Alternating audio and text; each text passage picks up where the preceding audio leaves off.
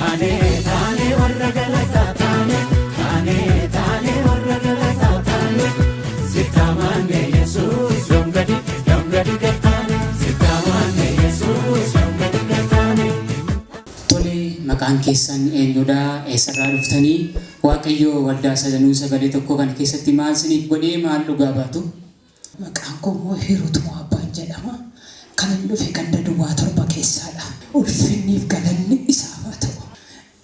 Mucaa kana baay'ee na jalaa dhukkubee mana keenya geessinaan ho'obaa fi busaa fi taayifoodii qabatee naan jedhan marfees fudhattee fixxee waanuma ishee barbaachisu hunda isaa laatamee fi mucaan kun namatti dabalamuu didee torban 3 guutuu siqaa hin duukaa argee harkan irraa guyyaa midhaan hin nyaattu torban 3 kana bishaanuma bichaa guurti bishaanuma dhugdi.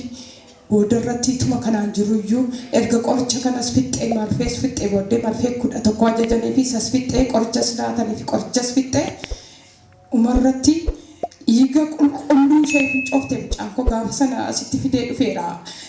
Ayilaandiitti naqadhee fidee dhufeennaan waraabaa kana dhugaa baatiif ta'a fedhee gaafa naa kadhate raajiini fidee dhufee gaafa dhiiguma qulqulluu fincoofte mucaan koo nan bu'aa bakka halkan hirriba keessaas kee nan bu'aa mucaan kun du'uu fi yaa Waaqayyo maal nagattaa jedhee dhumarratti sanbata tokko isuma dhumaa dhiiguma qulqulluu ishee fincoofte ayilaandiitti naqadhee maali Waaqayyo nan arguu namoota warra kaaniin on argadheen gaaffii maalatoon guutamaa jiru booddee bishaan warri na barbaadan bishaan achi fudhadhaati asitti uftanii na kadhachiisisuu dandeessu naan anaas ba'ee maayinni naan mucaa koo kana kun jalaa dhukkubadhee fincaan ishee sana fuudheen itti agarsiise mucaa koo gaafuma sana naa kadhatee fi mucaan miillaan dandeessee hin deemtu.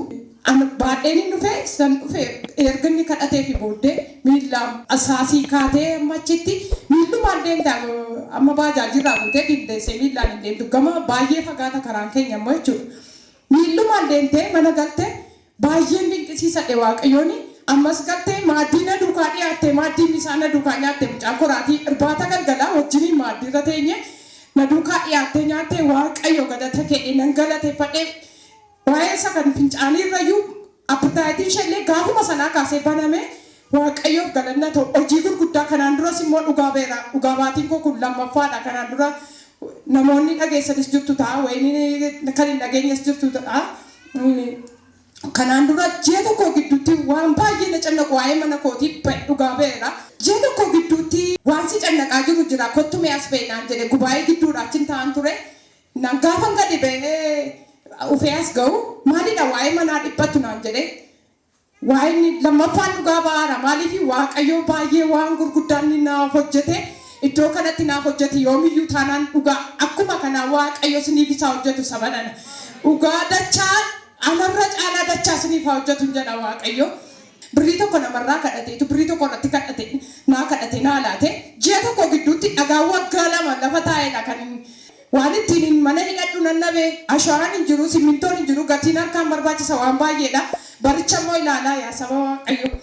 Ji'a tokko gidduutti eessaa akka dhufe akkamitti akka inni hojjetame hin beeku abbaan manaa koo birrii iddoo adda biraa jira birrii gashuuf hin jechaaraati ashawaa buusisinaa jedhe dinqii kee hojjechuutti kaatee gooftaan jalqabdeen jedhe ji'a tokko gidduutti akkuma namni Waaqayyo natti dubbate birrii tokko itti sana boorsaa koo keessan kaa'e ji'a tokko gidduutti manni sun hidhamee liishoo ta'ee dhumee. Kanaan dura dhugaa beera warri dhageessanis jirtu ta'a. Akka kanaatti dinqii guddaa naaf hojjete Waaqayyo. Lammaffaa waa'ee mucaa du'a na jalaa geesse Waaqayyo fayyinatti naaf jijjiire. Kanadha dhugaa baatiin koo Waaqayyoof galanni dachaa isaaf haa ta'u. Naa galateeffadhaa saba Waaqayyo. Tole mucaan kee kun dhukkubfattee guyyaa mamiifidha kan isheen dhiiga fincooftee? Kan isheen dhukkubsatte torbee 3fidha. Dhiiga immoo guyyaa 2 guutuun dhiiguma fincoofti waan tasaan wallaaleen bakka waanuma qabadhu waan hin dhiisus na wallaalee anuu mana kiinis hin geessu mucaa koo deeman butadheen achi as dhufee gaafa sana guyyaa 2 guutuu dhiiguma guyyaa 2 miti sa'aatii tokkoyyuu dhiiga fincaa'uun baay'ee namatti ulfaata. Mucaan immoo wallaaltuudha kunoosuma isin argitanii kanadha. Waaqayyo waan gurguddaa naaf hojjete Waaqayyo raajiidhaan immoo dachaa ayyaanuma isaaf baay'isu ammayyuu tissee guddaa ammayyuu afurri qulqulluu dachaadhaan tissee guddaa isaaf haa ta'u mana isaa jireenya isaa eebbisu ayyaana irratti ayyaana dabaluuf waaqayyo ayyaana irratti ayyaana ilmoo isaa jireenya isaa ayyaana irratti ayyaana dabaluuf jedha waaqayyo isaa eebbisu jedhaan. Tole dhuga baatiin kee kan bara baraa ta'u nagaa waaqayyootiin deebii mi'a amantoonni harka keessatti buusaa waaqayyoon galateeffadhaa.